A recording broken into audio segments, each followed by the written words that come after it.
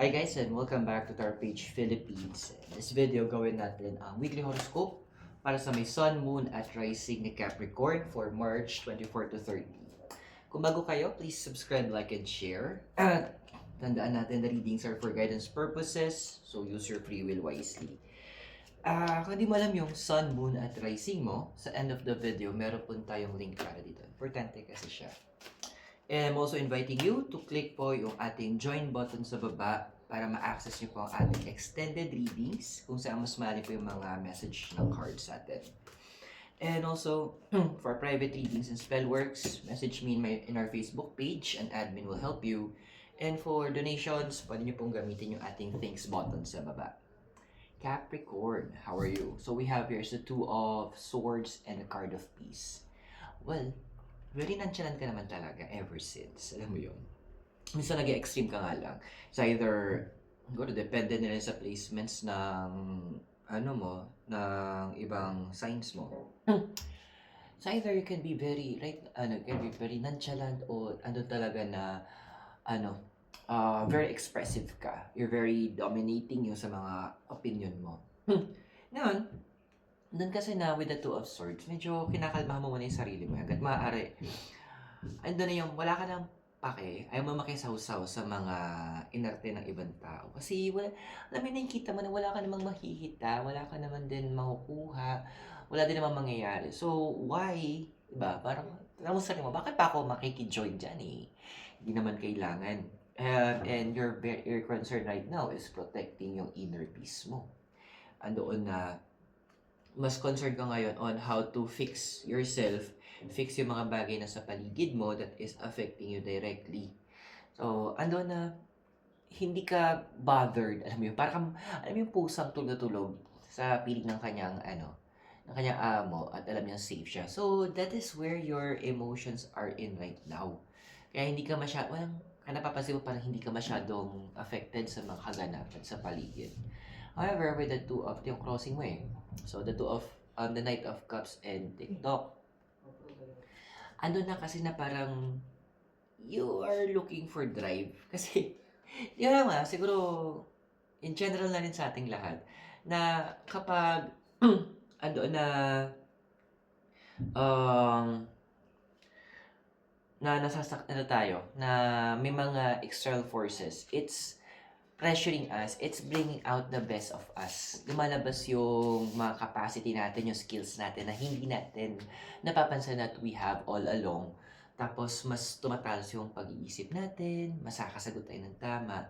So, andun lang kasi na, if you're, you need to set into balance, yun din yung advice sa Two of Swords, na kailangan mo din na, minsan, slight lang naman, magpa-affect doon na sa paligid mo. Kasi this will allow you para medyo magkaroon ng trigger, magkaroon ng spark, at doon na talagang mailalabas mo pa yung mga capacity na meron ka. Nonchalant is good, pero minsan kailangan natin ng mga trigger. Yung sabi ko nga sa mga kaibigan ko minsan pag may mga tao na nakakairita, parte ng buhay natin, kailangan sila. Kasi minsan, kailangan natin ng pagsubok, kailangan natin panggulo, para maging maganda ang buhay natin. Mas maging may konting anghang, may konting kagat. Your desire card is the Knight of Pentacles and Serendipity. Well, when it comes to finances, yun talaga ang target most of you. Siguro kasi, one of your focus is actually about career.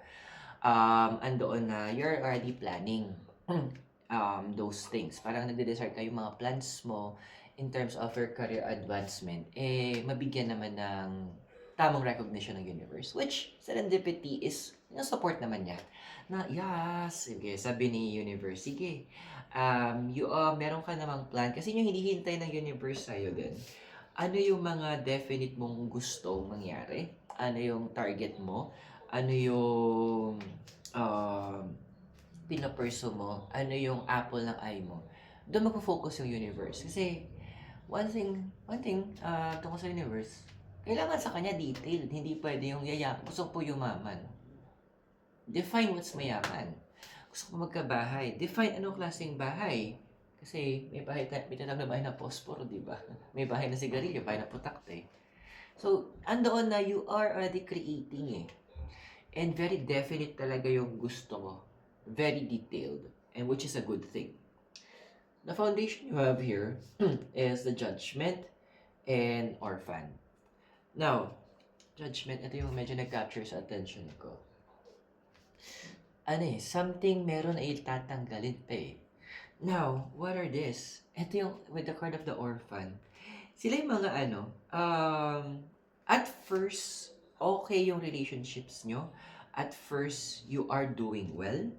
Pero mapapansin mo, may ginagawa pala sila behind your back. Sa una, okay. Hindi naman sila nagsimula na nagiging plastic sila or may isang hidden agenda. They were good. They're okay at first.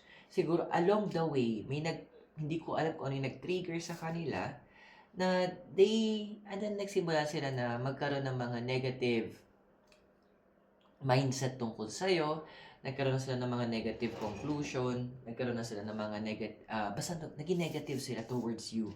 Andoon na parang gusto nilang i-preserve pa rin sana yung friendship. So, doon along the way, naging plastic na sila.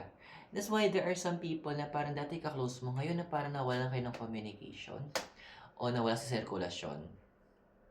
May idea kayo na kung bakit. Okay? Hindi ko alam kung inggit ba to or what. Pwede natin sa past mo kasi the 9 of Swords and all that glitters. Okay. Andun yung point na iniisip nila, masyado ka na marami daw alam. Alam mo yun? Alam mo sa mga movies, masyado ka na maraming alam. And because of that, na-threaten sila. Dahil doon, natakot sila na baka mamaya, meron kang ilaglag mo yung alam mo. Ang babaw naman ng pagkakilala nila sa'yo. Na ganun yung iniisip nila na anytime pwede mong gamitin yung mga alam mo against them. Well, tama lang naman siguro na nawala siya sa sirkulasyon ng buhay mo. Kasi if that is the case, say goodbye na talaga. It's a blessing in disguise na wala ka nang reach sa kanila. Weird nila. Well, dito naman with regards to your future na ikaw, si 7 of Wands, tsaka never-ending story. You know what, what's good about this is you will be coming out. Kumbaga, okay, ganyan ang tingin nyo, whatever. Parang ganun yung pag na parang, bala kayo, yan yung gusto nyo eh. Yan yung, yan yung target nyo. So, I'll just move forward, I'll just leave, bahala kayo. And you're just going to complete what you need to do. Andoon na, alam mo naman na meron ka, yung going back doon sa desire mo, meron ka mga targets that will help you mag-expand ng finances mo and mag-grow ng career mo. So, andoon na wala ka nang pake sa kanila, na dead button marathon ka na. Di yan ang isipin nyo, yun yung gawin nyo. Basta ako move forward ako, basta ako, I'll just fight the battles that I'm being called to, sabi nung cards. And yung mga bagay na na-neglect ko because of sa inyo guys, balikan ko to. Kasi yung importante. Not to mention, babalik tayo sa una mong card, you're protecting your inner peace. Diba? And tama naman yun. Kung yung tao na nanggugulo sa'yo, nakaka-disrupt na talaga ng peace mo. Letting go of them is very, very wise. So, kung nakaka-resonate ka sa readings, invite kita mag-click ng join button sa baba para magkaroon ka ng access sa ating mga extended readings as well. For now, tuloy natin yung readings mo, Capricorn. So, meron tayong physical environment, the Ace of Wands, and Milk and Honey. You have a lot of ideas din naman. Ano yung mga gagawin mo. Kumbaga, sabihin natin parang meron akong kailangang bayaran. So, nag-itemize ka na, okay, ito yung mga ganito, ganyan, ayusin ko. Pero minsan kasi, you're just, andoon na parang, napapasin mo, parang kulang pa, parang mamaya hindi ko ma-meet yung time frame na tina-target ko para matapos ko ito kailangan ko tapusin. The cards are saying, ito meron ka mga ibang ideas on how, may makita ka sa paligid mo on how to expand your finances. Grab it. Yun nga yung point nakakatuwa kasi since hindi ka naman maarte sa mga ganong bagay, para sa'yo, malinis yung gagawin, then you go for the gold. So, dun tayo sa ganong klaseng mindset. Continue that. Now, your emotional environment is the 4 of Pentacles and no place like home. Well, total, ando naman na you're missing a lot, sabi ng universe. Marami ka na miss pagdating sa family life mo.